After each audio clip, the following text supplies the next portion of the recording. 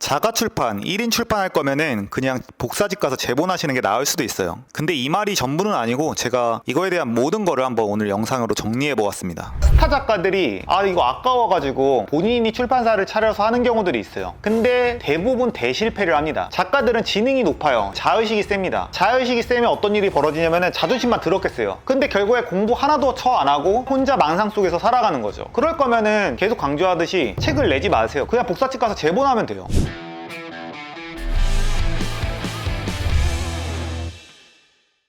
아시겠지만 저는 종합베스트셀러 1등 역행자라는 책을 만들었었고 지금도 70주 연속 교보문고 종합베스트셀러 9등, 10등 안에 계속 들고 있어요. 그럼 사람들이 생각했을 때 자가 출판, 1인 출판 너는 생각해 본 적 없지 않아? 라고 물어볼 수 있어요. 근데 저도 이 두 가지를 많이 알아봤었고 저는 2018년도에 유튜브도 하기 전에 10군데 정도 출판사에 이제 원고를 보냈는데 8개는 씹히고 2군데는 이제 거절 당했었어요. 지금 1인 출판이랑 자가 출판 고민하시는 분들이 이 영상을 보고 하지 말라는 게 아니라 여러 가지 견해를 드려서 어떤 게 나은지 판단하는데 도움이 되셨으면 해서 이 영상을 찍고 있습니다. 일단은 출판사에서 다 거절돼서 내가 그냥 혼자 해야겠다라고 생각하시는 분들이 있을 거예요. 그렇게 할 바에는 복사집에서 제본하는 게 낫지 않나? 아니면은 혼자 소장용 책을 하는 게 낫지 않나? 라고 좀 생각하는 편이에요. 그렇게 이제 책을 만들어주는 걸 대행을 해주는 데는 수수료를 먹는 회사기 때문에 판매를 절대 도울 수가 없습니다. 그래서 이런 자가 출판이라고 하나? 이제 이런 것들을 하는 업체의 대표님들도 작가인데 그분들이 베스트셀러가 된 경우는 거의 없어요. 10등 안에 드는 경우는. 그래서 판매에 대한 노하우가 없기 때문에 저는 굳이 할 필요 있나 생각이 듭니다. 물론 많이 알아보고 많이 미팅도 해보고 하는 거는 저는 되게 추천하는 편이에요. 진주가 있을 수가 있기 때문이죠. 그리고 두 번째로 내가 출판사를 만들어서 하는 게 낫겠다라고 생각하시는 분들이 있는데 정말 큰 착각입니다. 저는 100명이 넘는 직원분들을 다루는 사업가이기도 하죠. 출판을 하면은 작가들이 10% 미만의 인세를 받게 되죠. 그럼 10%를 작가가 받고 나머지는 출판사가 다 헤쳐먹는 거네 라고 생각하지만 절대 아니에요. 출판사들이 별로 수익률이 좋지가 않습니다. 국내에 몇천 개의 출판사가 있지만 1, 2등만 해도 영업이익이 20억밖에 안 돼요. 물론 적지 않은 금액이지만 제가 운영하는 회사 중에 하나가 거의 비등비등한 정도니까 그렇게 수익률이 좋지 않다는 뜻이죠. 대부분 적자의 허덕이거나 굉장히 경영 상황이 안 좋을 수가 있습니다. 그래서 가끔 가다가 스타 작가들이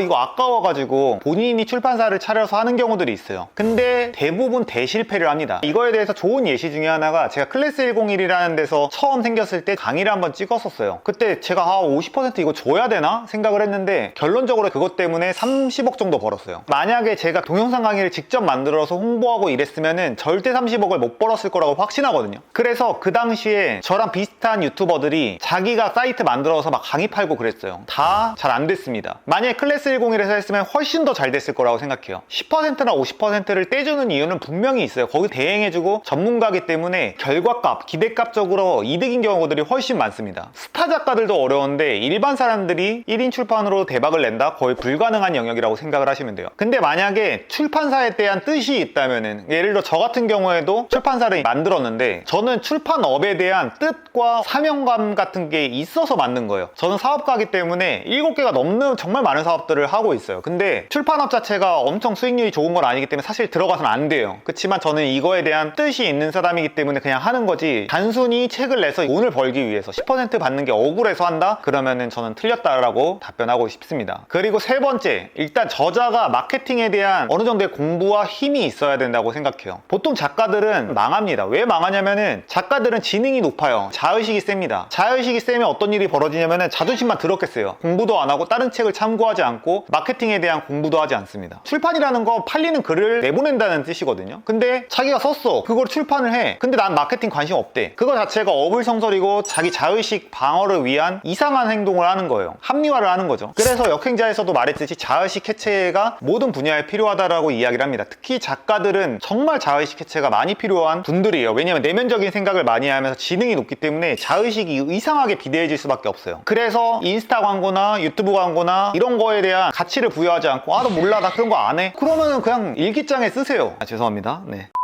그래서 제 얘기를 간단히 들려드리면은 제가 2018년도에 다 보냈어요. 근데 10군데에서 다 거절났어요. 그러면 보통 사람들은 아니 내 책의 위력을 모르더니 하면서 이제 짜증이 난단 말이에요. 저도 짜증이 났죠. 그치만 그 사람들의 마음도 이해가 됐어요. 내가 글을 잘 쓴다고 생각했지만 막상 출판사에서 봤을 때는 이거는 팔리지 않는 글인가 보다 라고 생각을 했어요. 그럼 어떻게 하면 되겠어요? 그 출판사에서 저를 원하는 상황이 되면 되겠죠. 그래서 제가 2019년도에 자청이라는 채널을 운영해서 5권의 절판된 책을 다 베스트셀러 올리고 지금도 심지어 베스트셀러예요. 지금도 엄청 엄청나게 팔리고 있습니다. 그렇게 되니까 10군데 거절됐던 출판사에서 다 연락이 오고 200군데의 출판사에서 저한테 출판 제의가 왔었어요. 결국에 찾는 사람이 되어야 된다는 거죠. 작가라는 거는 결국에 자기의 컨텐츠가 상대방의 감정을 움직이게 해야 된다라고 생각을 하는데, 결국 안 팔리는 글이라는 건 뭐예요? 사람들의 마음을 못 움직인 거죠. 그거에 대한 연습이 필요하다고 생각해요. 연습이라는 게 뭐냐면은 SNS, 브런치, 릴스, 인스타그램, 유튜브 이런 것들을 해보면서 대중들이 이런 걸 좋아하는구나, 이런 거를 선호하는구나 라는 거를 저는 연습해 볼 필요가 있어요. 근데 나 그런 거 못해, 얼굴 나오는 유튜브 그거 하기 싫어. 그럼 얼굴 안 나오는 유튜브 정말 많아요. 근데 결국에 공부 하나도